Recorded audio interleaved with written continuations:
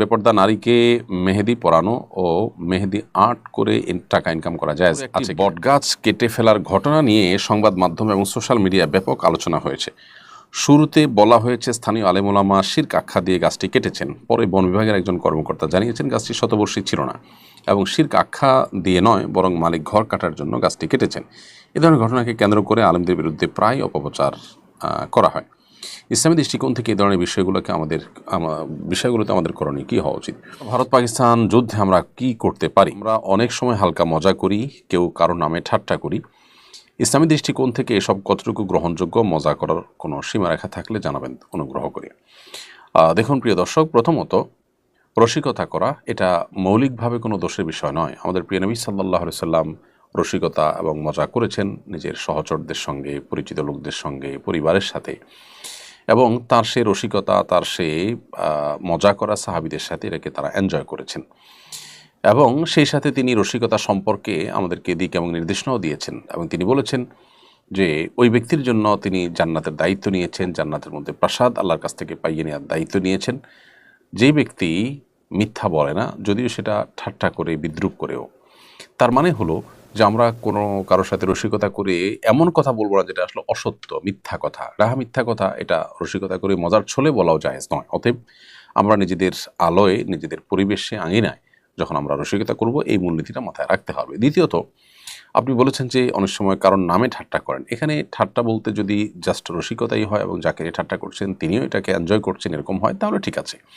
কিন্তু তিনি যদি মনে কষ্ট পান, তিনি যদি আঘাতপ্রাপ্ত হন, তার যদি কোনো দুঃখ লাগবে বলে মনে হয়, তাহলে সেক্ষেত্রে সেটি কিন্তু জায়েজ নয়। কারণ আল্লাহ সুবহানাহু ওয়া তাআলা পরিষ্কারভাবে নিষেধ করেছেন, লা ইয়াসখার কওমুম মিন কওমিন আসা আন ইয়াকুনু খায়রাম মিনহুম।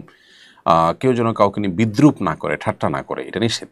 এবং সেই সাথে কারণ নামকে ব্যঙ্গ করে আপনি রসিকতা যদি করেন, সেক্ষেত্রে আমাদের মাথায় রাখতে হবে, আল্লাহ বলেছেন ওয়ালা তানাবাযু বিল আলকাব, তোমরা কারণ নাম ব্যঙ্গ বিদ্রূপ করে ডাকবে না। তো এই বিষয়গুলো আমাদেরকে মাথায় রাখতে হবে। এছাড়া আপনি যদি কাউকে নাম ধরে ডাকেন, নামকে একটু এদিক সেদিক করে বলেন, এটাকে তিনিও এনজয় করছেন, এটা জাস্ট রসিকতার ছলে এবং তিনিও সেভাবেই নিচ্ছেন, তাকে তাচ্ছিল্য করবার জন্য অথবা তিনি মনে কষ্ট পাবেন সেরকমভাবে আপনি যদি না বলে থাকেন, তাহলে ইনশাআল্লাহ এগুলো জায়েজ রয়েছে। অতএব সেই জিনিসটা আমাদেরকে মাথায় রাখতে হবে। তাছাড়া কারোর পেছনে মিথ্যা, গীবত, সম্মানহানিকর কোনো কিছু যেন না থাকে, সেগুলোকে বিশেষভাবে খেয়াল রাখতে হবে। আবার রসিকতা করতে গিয়ে কাউকে আপনি অনেক বেশি ভীত সন্ত্রস্ত করে ফেলেছেন, ভয় দেখিয়ে ফেলেছেন, হালকা পাতলার মধ্যে হতে পারে, বাট সিরিয়াস মোডে তিনি অনেক বেশি ভয় পেয়ে গেছেন, ভড়কে গেছেন, এরকম পরিস্থিতি তৈরি হওয়ার মতো রসিকতা কিন্তু জায়েজ নেই। সাহাবীদের কেউ কেউ এরকম করলে নবী সাল্লাল্লাহু আলাইহি ওয়াসাল্লাম সেটাকে সতর্ক করেছেন। এর ফলে একজন দুর্বল হার্টের রোগী অসুস্থ হয়ে পড়তে পারেন, দুর্ঘটনা ঘটতে পারে। সবচেয়ে বড় কথা হলো যে কাউকে ভয় দেখানো এটা মৌলিকভাবে জায়েজ নয়। অতএব এই মূলনীতিগুলো মাথায় রেখে আমরা রসিকতা করতে পারি। এরপরে প্রশ্ন হলো ভারত পাকিস্তান যুদ্ধে আমরা কি করতে পারি? দেখুন, প্রথমত ভারত পাকিস্তানের এই যুদ্ধে একজন মুসলিম হিসেবে সন্দেহাতীতভাবে আমরা মাজলুমদের সাথে থাকব। আমাদের প্রতিবেশী উভয়ে, তার মধ্যে ভারত নিকটতম প্রতিবেশী, তারপরও নিকটতম প্রতিবেশী হওয়া সত্ত্বেও ভারতের ক্ষেত্রে পাকিস্তানে যে আক্রমণ করেছে আমরা দেখতে পেয়েছি, যে ভারতে যে দুর্ঘটনা ঘটেছে, যে হামলা হয়েছে, সেখানে অনেকগুলো মানুষের প্রাণ হানি হয়েছে। এই ঘটনার দায় পাকিস্তানের উপরে চাপিয়ে যে হামলা করা হয়েছে, সেই দায়টা সাব্যস্ত হওয়ার আগেই সেখানে তারা হামলা করেছেন। আমরা যেটাকে মব জাস্টিস বলি, আমরা যেটাকে কোনো কিছু প্রমাণ হওয়া ছাড়া কারোর উপরে আইন প্রয়োগ করা অন্যায় মনে করি, ঠিক সেরকম একটি কাজই এখানে আসলে হয়েছে দুর্ভাগ্যজনকভাবে। অতএব পাকিস্তানের দোষ প্রমাণ হওয়ার আগেই তাদের উপরে এভাবে হামলে পড়া এবং সেটা আবার শুরুতেই মসজিদ এবং ধর্মীয় প্রতিষ্ঠানগুলোকে টার্গেট করে করে হামলা করা, এটা সন্দেহাতীতভাবে একজন মুসলমান হিসাবে আমরা এর নিন্দা জানাই এবং এটাকে আমরা কোনোভাবে সমর্থন করতে পারি না। সেই সাথে ভারতের কয়েকটা প্রদেশের সামনে প্রাদেশিক নির্বাচন, সেখানে জাতীয়তাবাদী উন্মাদনা তৈরি করে সেখানে কোনো ভোটের মার্কেটে কোনো সুফল তারা পাইতে চাইছে কিনা, ইচ্ছাকৃত এটা করছে কিনা, সেটাও যথেষ্ট চিন্তার সুযোগ আছে। তো একজন মুসলিম হিসাবে আমরা অবশ্য শান্তি কামনা করব। আমরা চাইব যে কোনো প্রকার প্রাণহানি না ঘটে এবং বিশেষ করে মুসলিমদের কোনো প্রকার ক্ষয়ক্ষতি না হয়। মাজলুম এবং জুলুমের শিকার অন্যায়ভাবে অপবাদ দিয়ে মুসলমানদের বিরুদ্ধে যা খুশি তা করা যায়, এটা আজকে পৃথিবীতে অনেকটা এস্টাবলিশড হয়ে গেছে এবং এটা যারা এস্টাবলিশ করেছেন তারাই আমাদেরকে সকাল বিকাল মানবতার সবক দিয়ে থাকেন। অতএব এই ঘটনা থেকে আমাদের শেখারও কিন্তু অনেক কিছু আছে এবং অভিশপ্ত দেশ এবং অভিশপ্ত মানুষদের অনেকেই বিভিন্ন আপনার মাস্তান রাষ্ট্রগুলো পৃথিবীর তারা অনেকেই কিন্তু ইতিমধ্যে এই ক্ষেত্রে আমরা দেখছি জালিমদের সহযোগী হওয়ার ঘোষণা তারা প্রকাশ্যে দিয়েছেন। এখান থেকেও সকল কুফরি শক্তিগুলো যে দিন শেষে এক ঐক্যবদ্ধ, আমাদেরকে তারা শুধু মানবিকতার সবক দিয়ে মুসলিম ভ্রাতৃত্ববোধ থেকে বের করে তারা মূলত পরস্পরের ভ্রাতৃত্ববোধে কোনো প্রকার কমতি ঘাটতি করে না। এই ঘটনা থেকে সেটা আবারও অত্যন্ত পরিষ্কারভাবে বোঝা গেছে। আমাদেরকে আল্লাহ তাআলা শিক্ষা গ্রহণ করার তৌফিক দান করুন। একটি বটগাছ কেটে ফেলার ঘটনা নিয়ে সংবাদ মাধ্যম এবং সোশ্যাল মিডিয়ায় ব্যাপক আলোচনা হয়েছে। শুরুতে বলা হয়েছে স্থানীয় আলেম ওলামা শিরক আখ্যা দিয়ে গাছটি কেটেছেন। পরে বন বিভাগের একজন কর্মকর্তা জানিয়েছেন গাছটি শতবর্ষী ছিল না এবং শিরক আখ্যা দিয়ে নয় বরং মালিক ঘর কাটার জন্য গাছটি কেটেছেন। এ ধরনের ঘটনাকে কেন্দ্র করে আলেমদের বিরুদ্ধে প্রায় অপপ্রচার করা হয়। ইসলামী দৃষ্টিকোণ থেকে এই ধরনের বিষয়গুলোতে আমাদের করণীয় কী হওয়া উচিত? কথা হলো শতবর্ষী নয় সেটাকে শতবর্ষী বানানো। দ্বিতীয়ত হলো যে এই গাছকে কেন্দ্র করে সমাজে যদি কোনো কুসংস্কার থাকে, মানুষের মধ্যে ভুল বিশ্বাস থাকে, সেটা দূর করবার জন্য গাছকে যদি কেটেই ফেলে দেওয়া হয়, তো আলেমরা যদি সে উদ্যোগ নিয়েও থাকেন, কি এমন অন্যায় করেছেন? একটা গাছ কেটেছেন, যদি কেটেন, বিষয়টি সেরকম ঘটেনি, আমরা ইতিমধ্যে সে নিশ্চিত হলাম, ধরা যাক এরকম ঘটনা ঘটেছেও, এটাকে যেভাবে ফলো করে প্রকাশ করা হলো, প্রচার করা হলো, মানুষ কুসংস্কারে নিমজ্জিত থাকবে, শিরকে লিপ্ত হবে, সেটা থেকে বাঁচাবার জন্য গাছের মালিককে কনভিন্স করে যদি সেটা কাটার উদ্যোগ নেওয়া হয়, সেখানে তো অন্যায় কিছু নেই।